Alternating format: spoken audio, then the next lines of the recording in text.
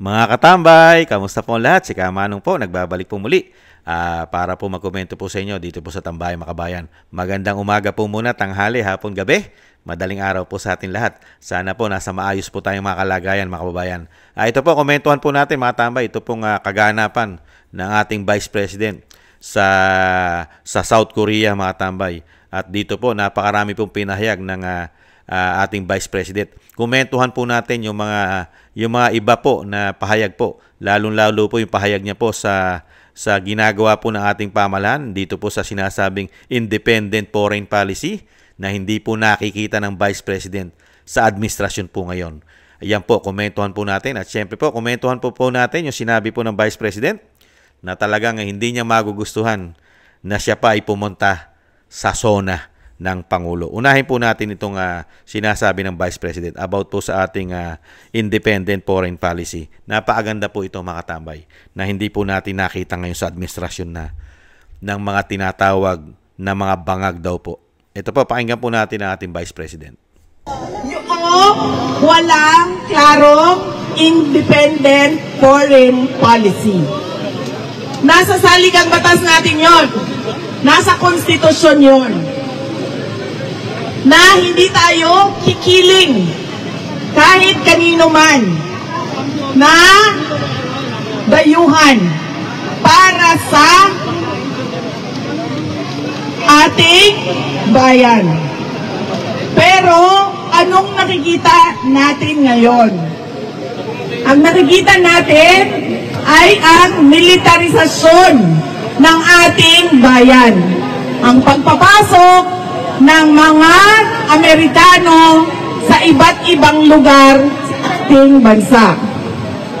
Ang paglalagay ng factory ng armas sa ating bansa.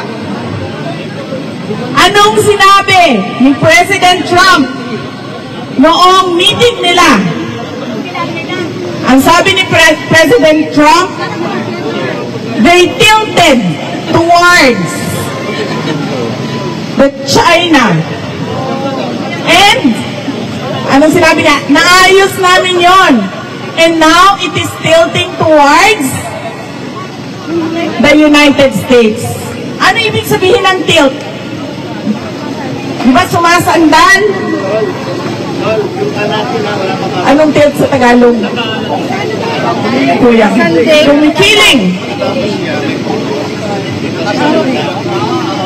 Kumikiling na ang ating foreign policy papunta sa US. Hindi ko word yan. Hindi ko salita yan. Napanood natin yan na sinabi. Kumiling ang Pilipinas sa Amerika. Hindi tama yun. Kasi ang nakalagay sa ating konstitusyon ay independent foreign policy. Ibig sabihin, wala ka, hindi ka kikiling. Tatayo ka sa sarili mong paa. Yan po mga tambay. Totoo po yun. Hindi po natin nakita ngayon ng ating pamahalaan sa mga nakaupo po ngayon na meron po tayong independent foreign policy. Ang nakikita po natin, hindi na po independent. May kinikilingan na po tayo. May favoritism mga kababayan. Ayan, mismo po si President Trump naman ang nagsabi. Nakita po ni President Trump ang estilo po ng Pangulo po ngayon. Mga kababayan, nakakahiya. Nakakahiya. Ito naman po ang pahayag ng ating Vice President. Dito po sa sinasabi niya na gustong basagin ang screen kahit daw po sa phone, sa cellphone, ay hindi siya manonood ng Sona. Baka mabasag lang daw po niya ang screen, mga kabayan. Pakinggan po natin. I-set up ko lang po mga kabayan. Ay nako, nakakatuwa lang. Nakita nyo po mga katambay, ang nangyayari sa ating bansa. Pagka ganito po, ang Pangulo, mga tambay, dinadala tayo sa, saan tayo dinadala nito? Dadalhin tayo sa basurahan nito. Pagka ganito, ang ating independent foreign policy ng Pangulo. Hindi po ba? Ito po, i-set up po natin. Kaya mahirap po kasi ang leader pagka ang leader mo, mga tambay, ang leader mo ay hindi matino at wala po sa ayos at meron pang issue ng pulburon. Talagang po ang ating bansa sa basurahan at kumunoy. Pagka minalas-malas pa, baka matulad pa ang ating bansa sa Ukraine at yung gyera sa Middle East, mga kabayan. Nakakalungkot. Pakinggan po natin ito. Hindi lang sa bulwagan ng batasan, maging online, hindi na rin panonoorin ni Vice President Sara Duterte ang SONA ni Pangulong Bongbong Marcos. Aniya, natitrigger siya sa tuwing nakikita ang Pangulo, kaya sa halip na ma-stress, iiwas na lang siya. Gayunpaman, babasahin pa rin ni VP Sara ang kopya ng SONA para malaman ang di umano'y pambubudol ng administrasyon, gaya ng 20 pesos per kilo na bigas na proyekto ng administrasyon. Ayaw ko na rin manood kasi alam nyo, sa totoo lang sa totoo lang talaga, natitrigger ako sa pag nakikinig ako sa kanya. Yung, naiirita ka ba? Minsan hindi, so minsan lampas irita na siya, minsan galit na siya. Kung gusto mo na basagin yung screen ng cellphone mo. Oo nga naman, pagka ganyan pa kasi ang klase na Pangulo na nagpakahudas umano, nagpaka-traidor at walang utang na loob umano sa ginawa mo mismo sa kanya bilang siya ay maging commander-in-chief ngayon, na ipanalo, natulungan, makabalik sa kapangyarihan at naipalibing pa ang kanyang ama sa libingan ng bayani na walang presidente nakapagpalibing. Hindi po ba? Tapos, sino may hindi maiirita na makita mo pagmumuka? Tapos, lahat ng ipinangako sa Pilipino na sinasabing world class, magandang buhay, lahat tayo ay magiging maganda ang pamumuhay natin dahil napakagaling nila. Tapos, yung 20 pesos na pinagmamalaki, yung 20 pesos, ang naghihirap po ngayon ay magsasaka. 20 pesos na programa nila, naiilan-ilang Pilipino lang ang nakikinabang. Dahil hindi naman po buong bansa ay meron pong 20 pesos na kilo ng bigas. Limitado lang. Dahil po gagamitan po ng isang damukal na pera yan para po mamili ng palay na binabarat pa. Nananamantala pa yung mga traders, yung mga negosyante natin, mga kapitalista. Binabarat pa ang bigas, ang palay. Di ba? Ano sabi ng mga kababayan natin sa Bulacan at sa bandang norte hanggang Nueva Ecija? 6 pesos, 7 pesos ang kilo ng palay na kinukuha sa kanila. At ang kinukuha naman daw na palay ng NFA ay 5% lang ang kaya nilang bilhin. Nakita nyo po katarantaduhan at kagaguhan yun doon sa mga programa mo para mo lang masabi na natupad ang pangako mong 20 pesos pero napakarami kang Pilipino magsasaka na pinahihirapan umano. Yung ba ang totoong programa na may mga Pilipino nga nahihirapan at naghihirap sa programa mo? Kaya po binabatikos ni Vice President dahil yung mga programa puro band-aid solution. Magaling lang sa media. I-release ng media na natupad na at napakagandang programa. Pero yung kabilang side, hindi naman po nire-report ng media. Yung kabilang impact. Ano po ba impact nito? Ito po ba? Maganda po ba ito para sa pangkalahatan? Hindi po ba? At yan po ang nakita ng Vice President. Napakarami po. Lalong-lalo po yung ipinapangako po na sinasabing itutuloy ang mga programang Build Better More. Mga kababayan. Kaya nga po nakandaleche-leche po ang ating bansa ngayon dahil sa dami nilang programa. Isang damukal na pinondo. Mas marami pa silang pinopondo nung panahon ni dating Pangulong Duterte na napakarami po natin nakitang build. Pero ngayon, isang damukal po ang pinopondo nila. Wala po silang malalaking proyekto. Maliban po sa pinagmalaki po na tapos na mga flood control sa buong bansa. Isang damukal. Pero ano po ang dinadanas po natin ngayon sa ating bansa?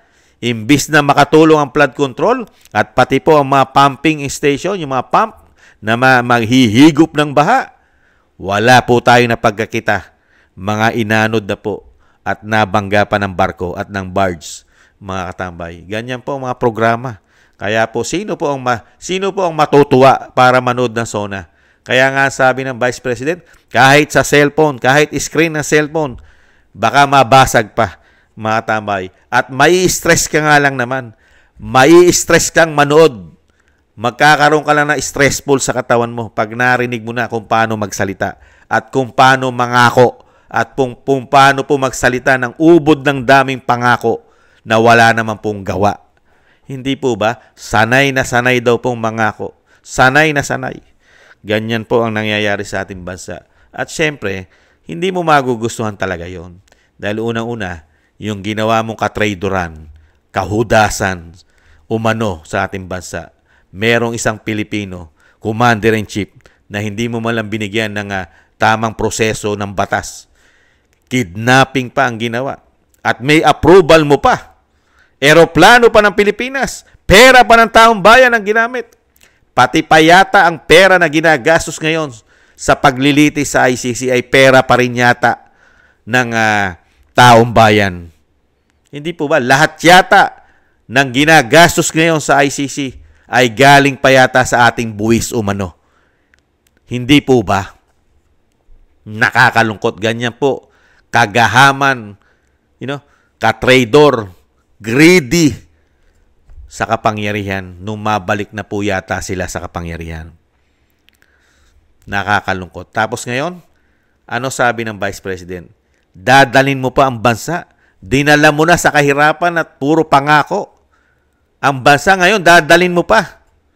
Dadalin mo pa sa kawalan. Pagka minalas-malas pa ang ating bansa, madudurog pa ang Pilipinas. Dahil nakiayo na tayo. Yung ating independent foreign policy, iba na ang ginawa po ngayon. Nakasandal na tayo. Nakakiling na tayo sa isang bansa. Imbis na ang bansa ay wala tayong kalaban, lahat ay kaibigan natin. At lahat ay makukuha po sa diplomasya. Kausapin, makipag-usap ka. Dahil nga independent foreign policy ka. Wala kang kakampi dapat. Di po ba? Yan ang nasa saligang batas natin. Pero ngayon, nagpakatuta. Sa ganda nga po ng ginawa. Napakaganda raw po ng ginawa, mga tambay. Kaya nga po sa taripa, 1% lang ay binigay na bawas sa atin. Dahil nga po, hangang-hanga po sa kanya si President Trump. Kaya nga 1% lang ay binawas sa taripa. Bilib na bilib sa kanya si President Trump. Hindi po ba? Kaya 1% lang ang nabawas. Kaya nga pati si President Trump ayon sa ating Vice President ay nakapagsalita sa kanya. Yung kanyang independent foreign policy ng Pilipinas ay iba na sa panahon niya. Nakapagsalita na rin. Hindi po ba? Dahil ibig sabihin, hindi bumibilib sa kanya si President Trump. Lalong-lalo po sa diskarte niya sa independent foreign policy natin. Di po ba? Amerika na yan. Di po ba? Nakapagsasalita pa. Ganyan po katindi. Kaya nga po yung sinasabi ng dating Pangulong Duterte, talaga po yata nga tumatama na sa kanya yung sinasabing pagiging weak, mahinang presidente. At may karga-arga pa raw po ito na bisyo. Bisyo na pulburon at coke na sinisinghot daw po ayon kay Atty. Guanzon. Ibang klase, no?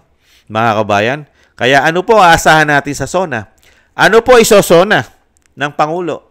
Yung mga sinasabing pangako na naman na siya ay naglibot?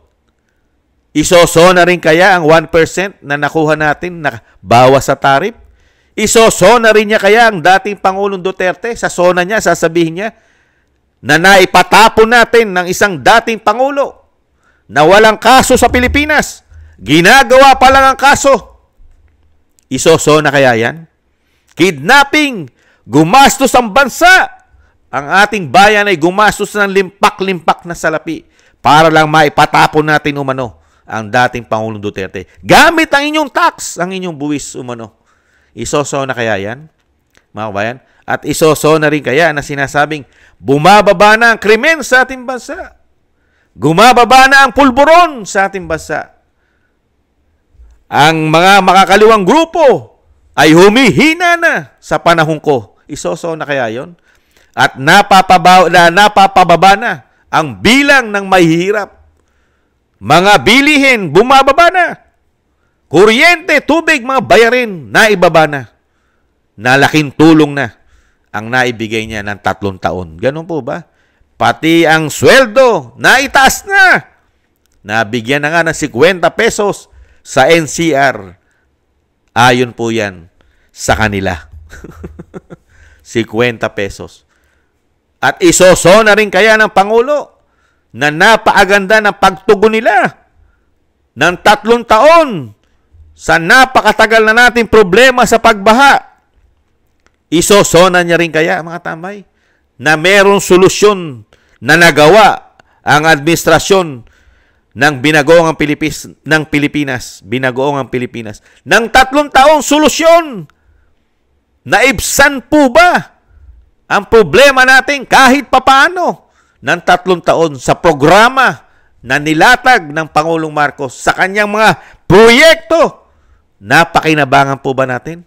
Isoso na kaya ulit yan at ipagmamalaki ang kanyang mga achievement?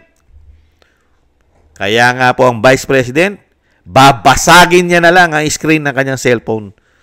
May stress lang siya dahil gagawa na naman ito ng mga kwento-kwento at sinasabing panibagong pangako na naman sa taong bayan, mga kababayan. Yan po ang mga iilan po. Napakahaba po niyan.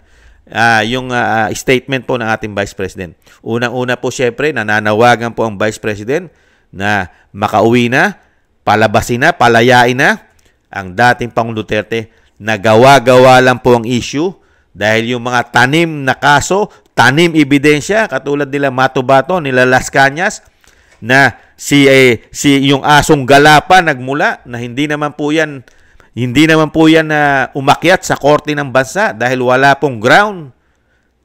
Naitakel din po yan. Lahat po yan sinabi ng ating Vice President sa kanya pong statement dito po sa Korea. Talagang lahat po ay planado, pinagplanuhan, kakampi at gamit pa ang pera ng taong bayan. Gobyerno pa umano ang nasa likod pa yata nito, mga kababayan.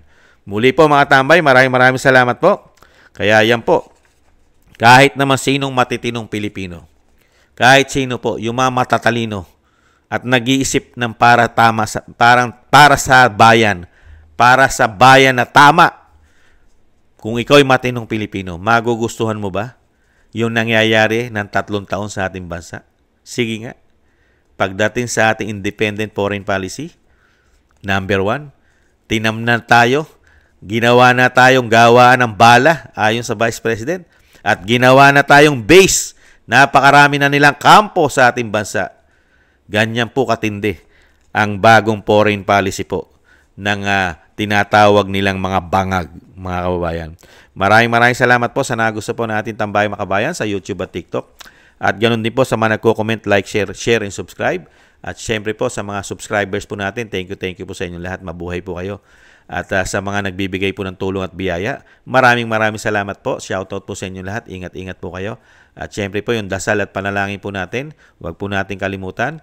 Isama po natin sa mga dasal po natin ang ingatan o maingatan po ang pamilya Duterte, ang Vice President, ang dating Pangulong Duterte na maingatan po, lalo po ang kanyang kalusugan, mailayo po sa kapahamakan at madugtungan pa po ang kanyang buhay, mga tambay, at makabalik po sa lalong mabilis sa ating bansa. At tayo rin po, mga tambay, mag-ingat-ingat po tayo, mga tambay. Huwag po tayo makalimot na manalangin at magdasal nang tayo po'y maingatan at mailayo po sa kapahamakan. Maraming salamat po, mga kabayan. Sa muli po, bye-bye. Ingat-ingat po.